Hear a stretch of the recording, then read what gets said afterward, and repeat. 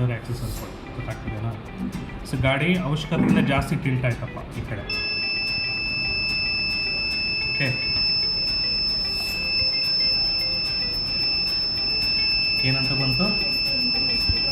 Accident detected. Okay, ಈ ಕಡೆ click ಮಾಡೋಣ.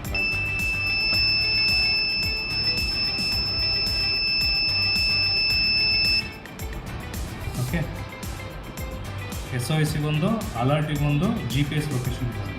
ಓಕೆ, ಸೊ ನೋಡಿ ವೆಹಿಕಲ್ ಏನಂತ ಬರ್ತಾ ಇದೆ? ಸೇಫ್ ಅಂತ ಬರ್ತಾ ಇದೆ.